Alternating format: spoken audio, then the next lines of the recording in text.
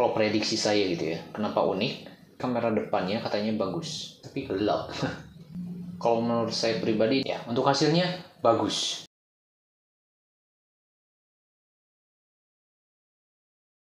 Yo, what's up, members Chris, and welcome back to my video. Ini adalah, ya, saya tahu.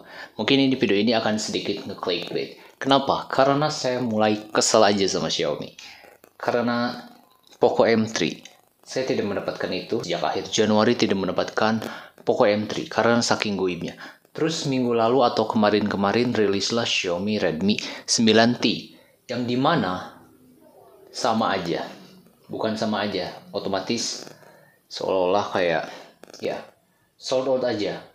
Pas pertama kali jam 12 tuh si JDID itu ngebug dan alhasil tidak bisa dibeli. Tetapi salahnya saya tidak menunggu beberapa menit setelah itu. Kemudian mengapa saya membeli ini? Karena ketika rilis tuh harganya turun menjadi 1.799. Dulunya 2 jutaan, tetapi sekarang menjadi 1,8 jutaan lah. Tetapi kalau dibandingkan dengan RAM yang 332, harganya tuh cuman beda 100.000 dengan RAM yang 4/64, yang internalnya 64, RAM-nya 4 GB. Dan ini juga di JDID sudah dibeli hampir 2000 unit. Jadi seolah-olah kayak 2000 orang lah membeli HP ini. Dan varian yang langkanya itu varian untuk warna ungu. Meskipun ada yang baru yaitu Lunar Gold. Ya, dikarenakan saya tidak minat warna itu, maka dari itu saya minat membelinya yang warna Sunset Purple. Yang varian 4/64 GB. Ya, kalau dipikir-pikir saya sudah telat jauh gitu ya untuk mengunboxing Redmi 9 ini. Kenapa? Karena sebelumnya aja saya nge-unboxing Xiaomi Redmi Note 9 sejujurnya tidak niat. Tetapi saya tidak menyangka videonya hampir mencapai 15k ribu lebih. Ya, saya tahu. Mungkin itu kebetulan saja. Tetapi ya terima kasih lah. Maka dari itu saya ingin mengunboxing ini. Apa sih kelebihan dari HP Redmi 9 ini? Perbedaannya dengan Note 9 mungkin sangat identik jauh gitu ya. Karena versi Note itu pasti versi lebih sempurna atau lebih unggul lah dibandingkan seri Redmi aja. Tapi kalau untuk spesifikasinya, katanya performanya itu tidak jauh beda. Karena Redmi 9 memakai MediaTek Helio G80 yang prosesornya octa-core sampai dengan 2 GHz. Terus sudah Full HD juga, baterainya sudah 5000 mAh dan sudah bisa fast charging 18 watt. Terus hanya saja bedanya itu di kamera hanya 13 megapiksel. Kalau Note itu kan 48 atau Redmi 9T, Poco M3 48 megapiksel. Tetapi setelah saya pikir-pikir 48 megapiksel itu bisa dibilang tidak berguna aja gitu. Karena selama saya memakai HP yang 48, pasti defaultnya itu di 12. Jadi jarang gitu, jarang dipakai lah. Terus ini di samping sisinya tuh seperti biasa ada with easy access to Google Apps, yaitu yang menyindir brand Huawei.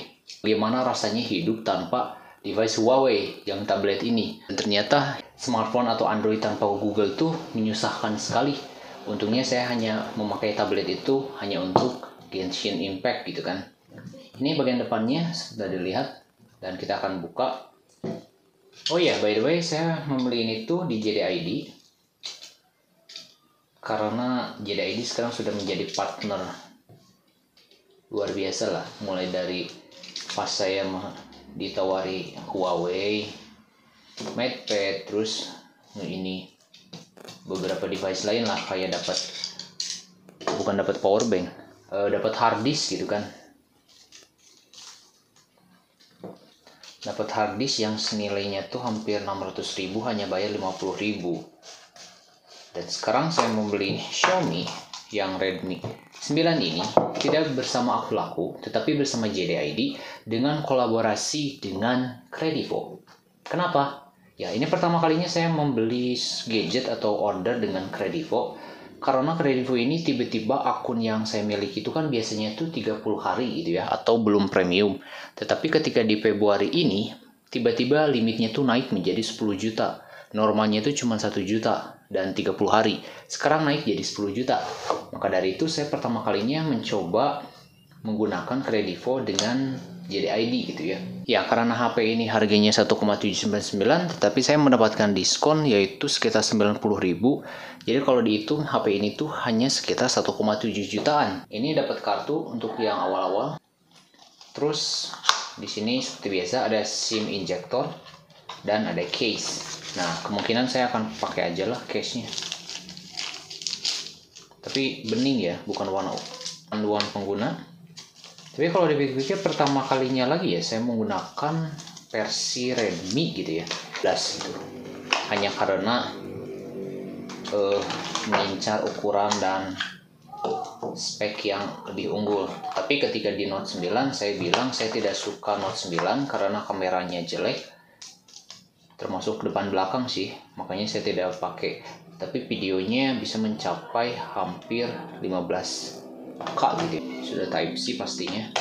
Hanya saja kekurangannya ini tuh satu, katanya ini tuh hanya 10 watt atau 5 volt 2 ampere. Meskipun HP-nya sudah 18 watt tetapi dikasih chargernya tuh hanya 10 watt.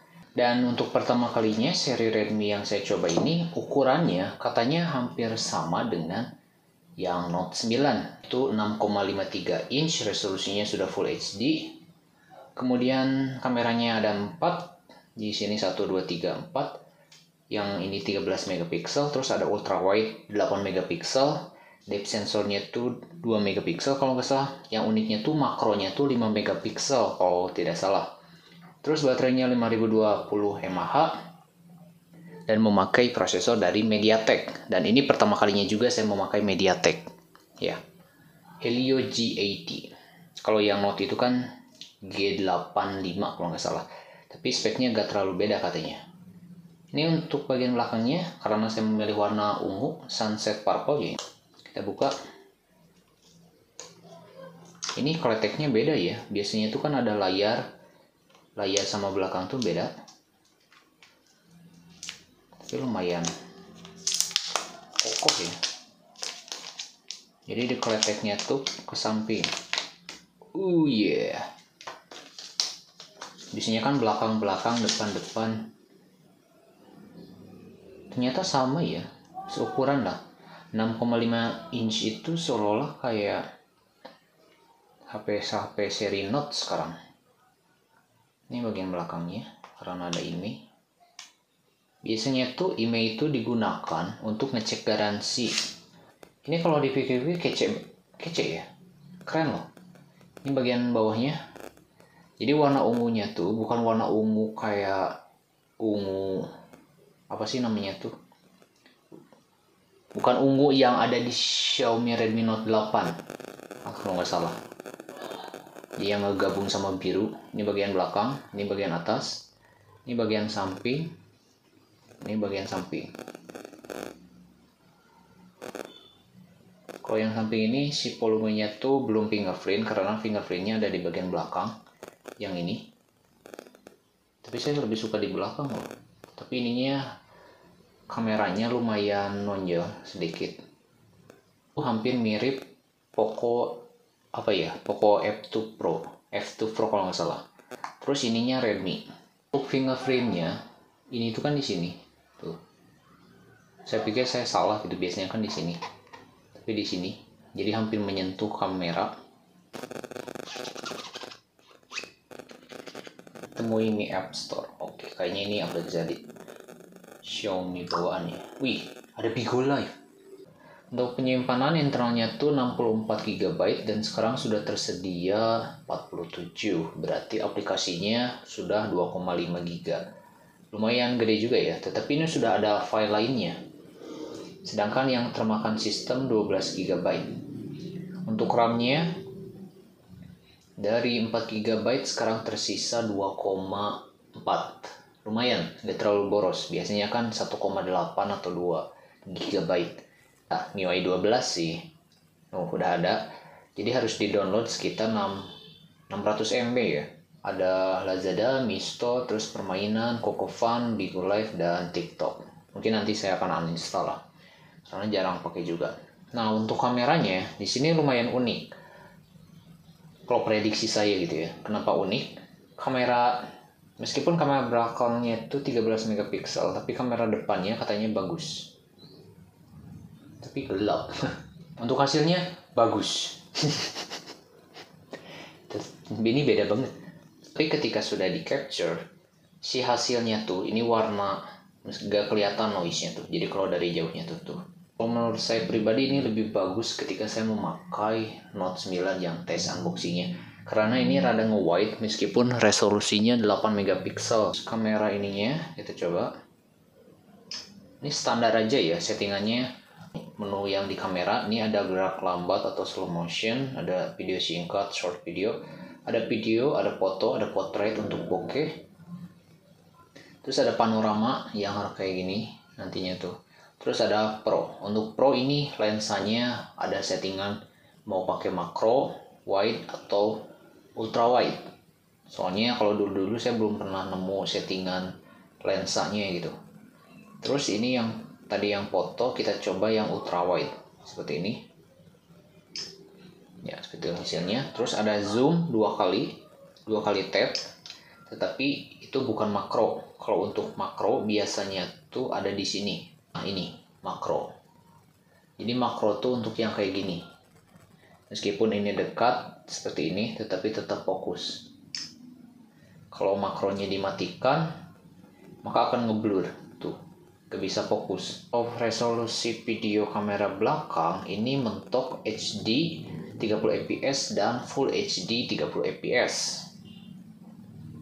Terus ada apa lagi? Gak ada menu apapun lagi ya. Dan lensanya kita bisa wide seperti tadi, optical zoom 2 kali. Untuk hasilnya saya akan record ini. Record di sini.